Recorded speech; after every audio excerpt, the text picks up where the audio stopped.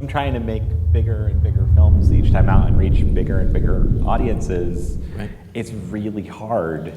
And writing this character and getting in her head for a little bit, it was kind of like, she makes sense, you know? It's like it would be so much easier. My life would be so much better if I didn't have the burden of wanting to make movies, you know? And so, like if I could be satisfied. Just doing anything else. Yeah, You just exactly. happen to be burdened with the aspirations, the most difficult aspirations imaginable. Well, it is. It's so hard. It's so hard to make movies, guys. It's really hard. And it would, yeah, I just, like there are days where everyone in this business, you just wish you didn't love it, you know? And so that's where that sort of came from. What was the toughest part of making Save the Date? Because I know there's, every step is a mountain. Yeah.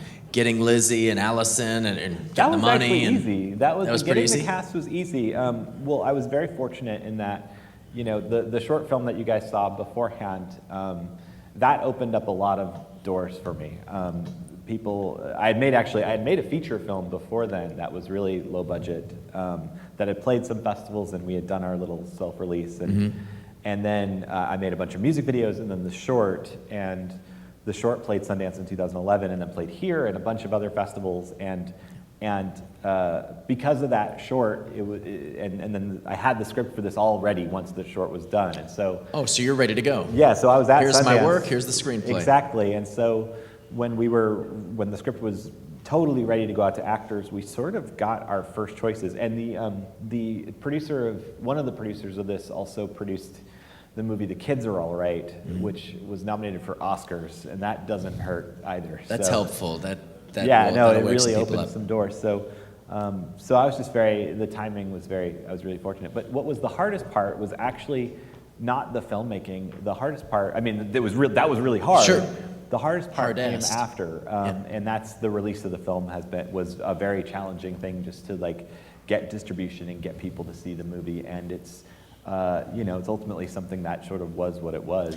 I think some people think you got to Sundance, jackpot, and end of game, hey, we win, and that's really there's actually a lot of films out at Sundance that never see the light of day. Never see the light of day. And then, it was almost just the start of the journey for you're you. still super fortunate to get there because, Right.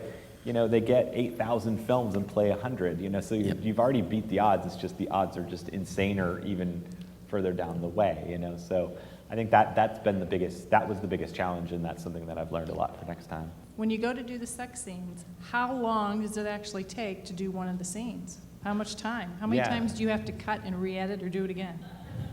How much time do you spend editing the sex scenes? That's what we want to know, Michael.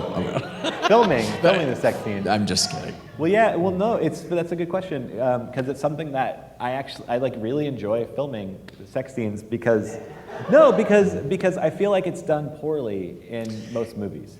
And the first one between Sarah and the new boyfriend was actually kind of beautiful. Yeah, thank you. That's the idea. I feel like every time I see a movie and there's a sex scene, it's usually in some kind of thriller. So like that someone in that scene is gonna die, or it's gratuitous and it doesn't serve a purpose in the story. I will say, because I wrote down the dog and the cat, your taste in domestic animals. That dog, I almost jumped out of my seat, and this dog just was like a whole other character. And the cat was one of the cutest cats I've ever seen in my life. So The cat is a star. The cat has been. You've seen this cat. It's on the Friskies commercials. It was in The Office. It's like a famous cat. And okay. The dog is my cinematographer's dog, and That dog. her name is NASA. And she is not a stage dog, but she's like won all these competitions, just an incredibly well-trained dog. Can you talk a little bit about the writing process? So I think in the first one, that was pretty much something that you'd written on your own. And then here with this more of a collaborative process, can you talk about how those two differed from each other? Yeah, the writing has been, for everything I've worked on, it's been different. Even the projects I'm working on now, it's different. And the projects I've done before these two have been different.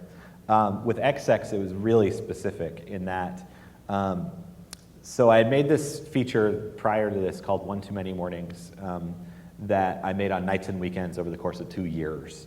And after that, I found myself randomly working for a record label making music videos, and it was like the coolest job ever. But then apparently, teenagers started downloading music illegally from the internet, and they cut the staff in half. I switched to freelance, and so when I lost my job, I looked at my collaborators who I'd been working with forever, and the thing about music videos that's kind of great is that you'll hear the song on like a Friday, and then literally you're shooting the following Friday. You know, you have like no time to prep, which is great because you have to rely on your instincts. You end up doing things that you wouldn't have done if you had like 2 years to figure it out and overthink it. And so when I lost my job, I was like, hey guys, let's keep making stuff. Let's take this mode of working and apply it to a narrative.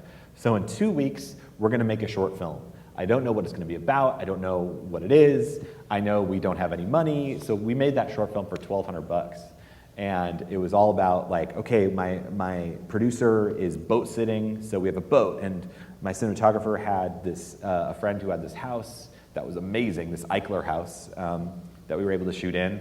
And then I had the idea to do something along these lines for a long time, because basically like, when I was younger, I was dating this girl who, she was just too perfect for me. And I thought that I would get married to her. And when I was in film school, I didn't date. I like dated a couple girls, but I like was spending all my time in the editing room. And so I broke up with this woman because I thought we were gonna get married, and I didn't want to turn 40 and look back on my life and wonder what if.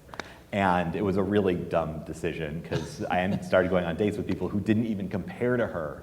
And you know, a few months later, I asked for her back. Thankfully, she took me back, and she's now my wife. But I wanted to make. Oh, that's good. That's a good ending. But I wanted to tell the story of like the nightmare of what would have happened if she hadn't taken me back. And so that's where that came from. Thank you for being here. Thanks for opening the Thank fest. you. Let's hear it Thank for you, Michael, guys. everybody. Thank you.